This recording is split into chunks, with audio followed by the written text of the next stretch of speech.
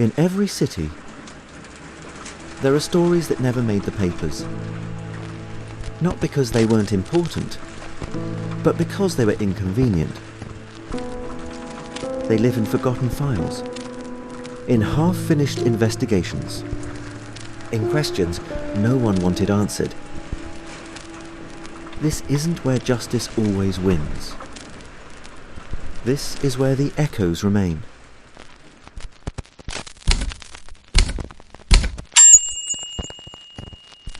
This is Reverberating Noir.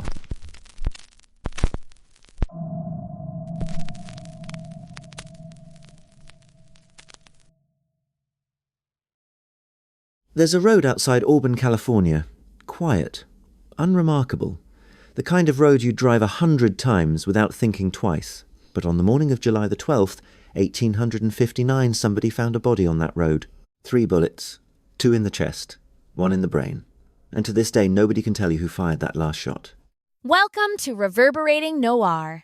His name was Richard H. Barter. Most people knew him as Rattlesnake Dick, the pirate of the places. He was 26 years old when they found him. And the strange thing, the thing that stays with you, is that by the time he died, almost everything that happened to him had already been decided by a system that failed him once, and then just kept going. That's the part that matters here.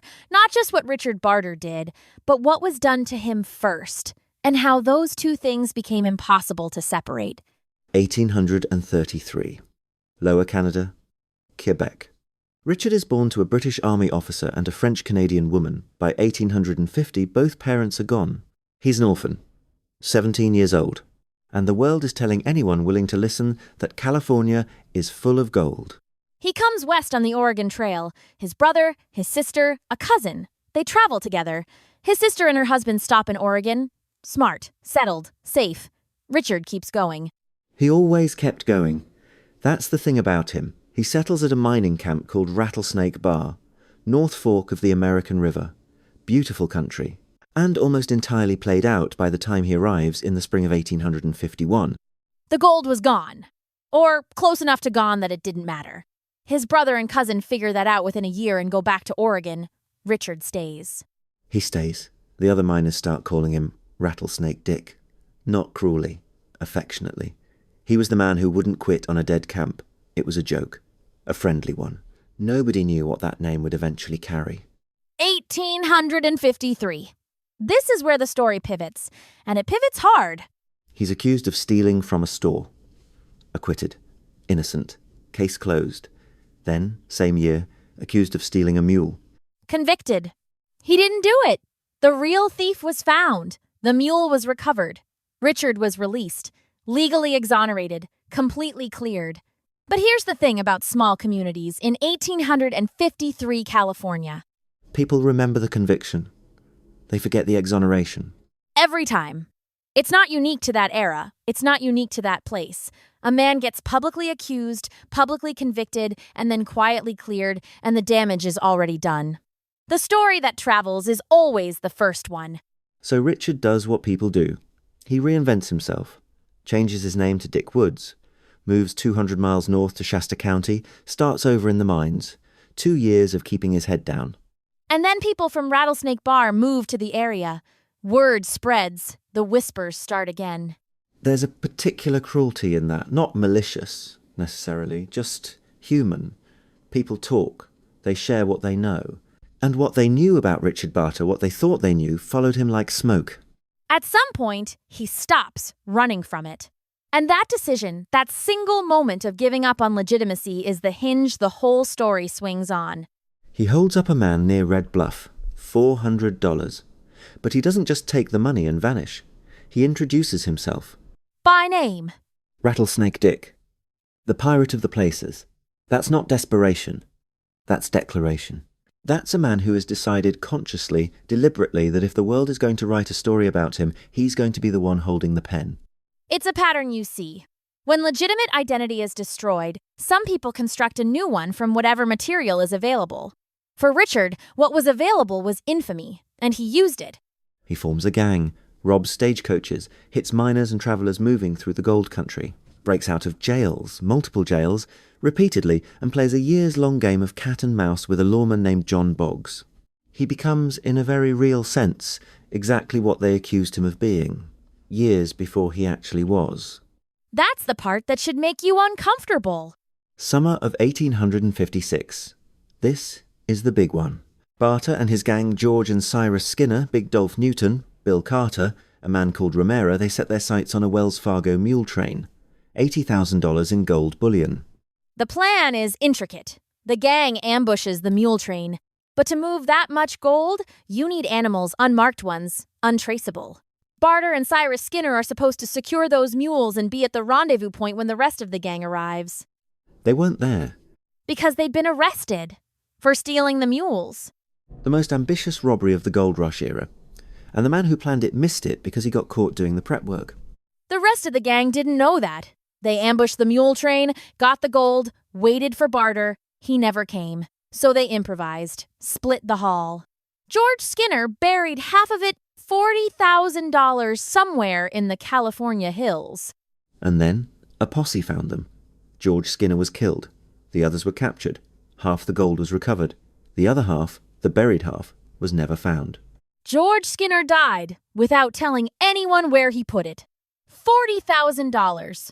Still out there as far as anyone knows. Somewhere. Meanwhile, Barter and Cyrus Skinner are in a jail in Auburn, which, given their history, doesn't hold them long. They break out, go their separate ways. Barter heads to San Francisco, where the Committee of Vigilance is watching.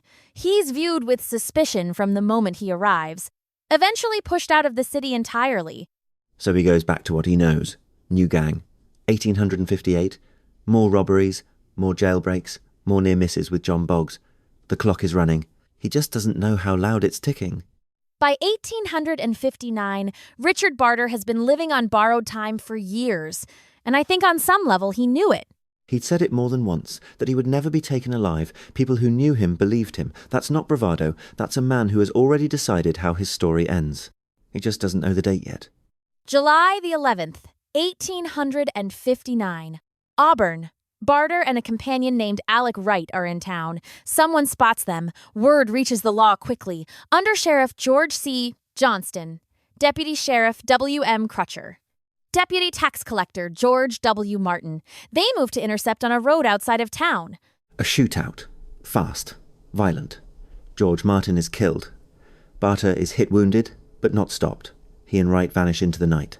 Injured, bleeding, running out of road. The morning of July the 12th. His body is found on that road outside Auburn. 26 years old. 3 bullets. 2 in the chest, 1 in the brain. The chest wounds are consistent with the shootout. He was hit, he ran. Those wounds alone may have eventually been fatal. But the shot to the head, that's different. That's the killing shot. And no one could account for it. 2 possibilities. A lawman tracked him through the night and finished it. Or Richard Barter wounded, cornered, staring down a future that held nothing but capture, and a noose did it himself. He had said he'd never be taken alive. The self-inflicted theory is entirely consistent with his stated intentions, with his psychology, with every choice he'd made for the last 6 years. But there's no proof. No witness. No lawman claimed the shot. The posse's account doesn't resolve it. And so, the question just stays open, unanswered, like a door that was never quite closed. What's disturbing, and I want to be precise about this, is not the ambiguity itself. It's what the ambiguity reveals. Either the law executed a wounded man on a dark road and no one was ever held accountable for it, or a 26-year-old decided, alone in the dark, that dying was better than what came next. Both of those things should trouble us, and neither one has ever been resolved. Here's what most people miss when they tell this story. They tell it as an outlaw story, a gold rush tale, colourful, distant, safe behind the glass of history. But strip away the era, strip away the nickname, strip away the gold and the mule trains and the stagecoaches, and what you have is a young man who was wrongfully convicted, publicly shamed, quietly exonerated, and then abandoned by every system that should have helped him rebuild. The machinery that destroyed his reputation had no mechanism for restoring it. That's not a feature of 1853 California. That's a feature of how institutions handle wrongful harm in general. They move on. The person affected doesn't always get to. And so he became what they said he was. Not because he was born to it, not because it was inevitable, but because every door that might have led somewhere else had already been quietly closed. The system didn't pull the trigger, but it loaded the gun. There's a road outside Auburn, California. Quiet, unremarkable. The kind of road that doesn't remember what happened on it. But somewhere in the hills nearby, there may still be $40,000 in gold bullion buried by a dead man, never recovered, slowly becoming part of the earth. And on that road, on the morning of July the 12th, 1859, a young man's story ended in a way that nobody has ever fully explained. Not then, not now. Some questions don't get answered. They just get older. If this case stayed with you, if you're still turning that third bullet over in your mind, you're exactly who Reverberating Noir is made for. Subscribe. Every case we bring you is chosen because it refuses to stay quiet. Richard Barter was wrongfully convicted in 1853, exonerated the same year, dead 6 years later. And the person who fired the shot that killed him, we still don't know who that was. We may never know. And that, more than anything else about this case, is the part that should keep you up at night.